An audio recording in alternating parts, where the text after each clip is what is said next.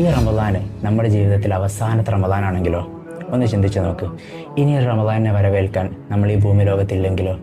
നബിതങ്ങൾ പറയുന്നുണ്ട്, നീ നിസ്കരിക്കുക. ഏതുപോലെ? ഈ നിസ്കാരം നിന്റെ അവസാനത്തെ നിസ്കാരമാണെന്നുള്ള രീതിയിൽ നീ നിസ്കരിക്കുക.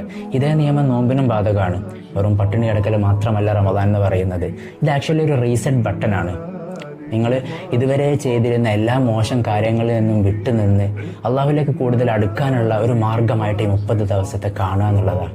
അതുകൊണ്ട് നമ്മൾ ഓരോ നോമ്പ് നോൽക്കുന്ന സമയത്തും, ഓരോ നിസ്കരിക്കുന്ന സമയത്തും, ഓരോ പേജ് ഖുർആൻ പാരായണം ചെയ്യുന്ന സമയത്തും ഓർക്കുക, ഇത് നിന്റെ അവസാനത്തെ നോമ്പാണ്, ഇത് നമ്മുടെ അവസാനത്തെ നിസ്കാരമാണ്, ഇത് നമ്മുടെ അവസാനത്തെ ഖുർആൻ പാരായണമാണെന്നുള്ള രീതിയിലൊന്ന് ചെയ്തു നോക്കുക. കുറച്ചുകൂടെ മനോഹരമായിട്ട്, കുറച്ചുകൂടെ അതിൻ്റെ മാധുര്യം അനുഭവിച്ചുകൊണ്ട് നമുക്ക് എന്ത് ചെയ്യാൻ പറ്റും? ഈ പറഞ്ഞ കർമ്മങ്ങളൊക്കെ ചെയ്യാൻ പറ്റും. അതുകൊണ്ട് റമദാനിൻ്റെ ആദ്യത്തെ ദിവസമായ ഇന്നത്തെ ദിവസം നമ്മൾ എന്ത് ചെയ്യുക? നമ്മൾ ഇത്രയും കാലം അള്ളാഹിനോട് ചോദിക്കാൻ മടിച്ച ചില കാര്യങ്ങളൊക്കെ ഉണ്ടാവും. അതുപോലെ തന്നെ നമ്മൾ അത്രയും ജീവിതത്തിൽ ആഗ്രഹിക്കുന്ന ചില കാര്യങ്ങളുണ്ടാവും. ഈ കാര്യങ്ങൾ ആത്മാർത്ഥമായിട്ട് ഒറ്റയ്ക്ക് ഇരുന്നുകൊണ്ട് ഒന്ന് അള്ളാഹിൻ്റെ മുമ്പിൽ ചോദിച്ചു നോക്ക്. ഇന്നല്ലെങ്കിൽ നാളെ ഇൻഷാ അള്ളാഹ് ഉത്തരം കിട്ടും എന്നുള്ളതാണ് സത്യം.